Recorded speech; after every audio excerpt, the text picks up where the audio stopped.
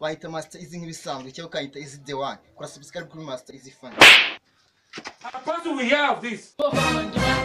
Nje bahita mikuku nk'ibisanzwe ngira basaba ko subscribe kuri Master Easy.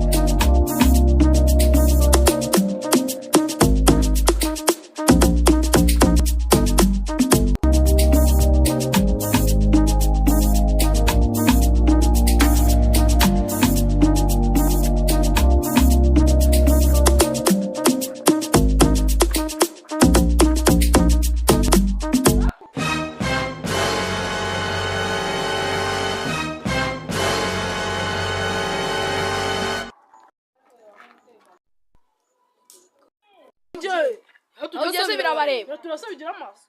Jesus! Tujye kwa mukobwa. Wa mukobwa. Udashinzwe kumenya.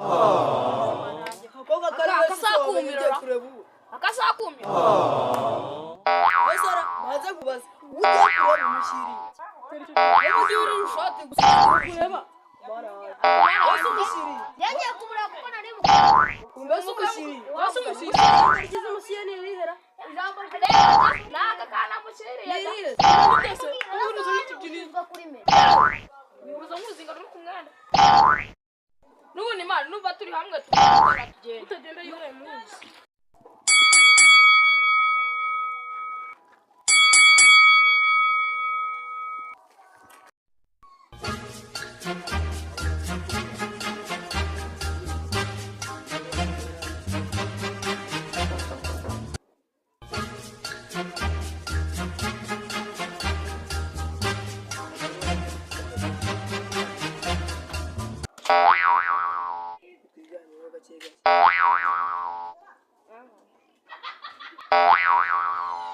Kuna mwanya ufite kandi kuna nje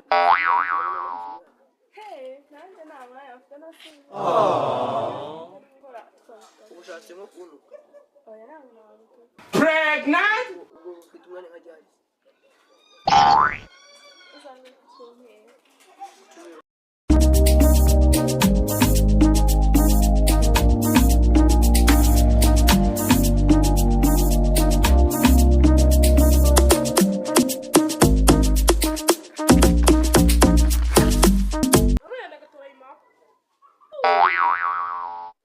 Ariko Mana yanjye.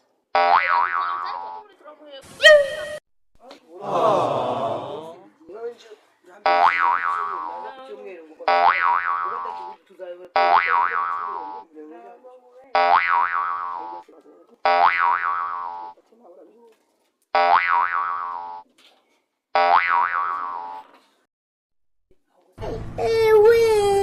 abageze mu nzira ariko ndamutsindira igihe bari wanjye rwose ahubwo se urabona n'akanyota kaba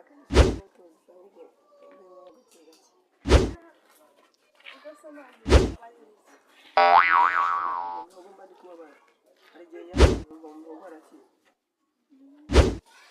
cyane yahari Ntabwo tubizi. bari burato twigarukira Sara ndamuheye ku gatoma we gusa twikomera Itonde. Uvuga ni ako se wasura mu bariri iki gase tugende toya tugende Wabeza itari ara gatandero amakuru yanyu. Aramutse muze. Aramutse.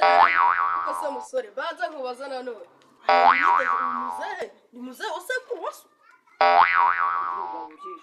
ndinda kuba Yesu urisije gukora iki mu rwasa uyu mupanga iki byose turabipanga mupanga icyambere turakunda wazanye iki Mwana irihe tuza waje rushati bangwe aka kantu warukazi sera umuneke wa 50 tuza n'imari zirahari kamwereka umusore wanjye uramubona uyu afite imari idasanzwe mwana muri n'abajura mu bindi sibabo ejo se bavuye kandi wavuye kwiba imineke kwa sogokuru tuza ahakora iki sogokuru amazi ujya kumena ingwa yo kwa runaka aka kantu urakazi engoye n'amafaranga akita amanyarwanda yaguze iki aka ngo ahitiye mu gaho turebe ibyo bigambo ufite we nta kibazo reka sema wabise moto kwa mfite umuneke turagacira ese ndo agafunguzo baragushukisha baragufuka turakanekirwa dore n'agaceri n'agafunguro ariko mana yanjye tarakaneke mana we aduhusa ntago wanja naho ngiye yihora genda na shetani kabutura hey urayumvire ikabutura ni muri umitemo Jesus!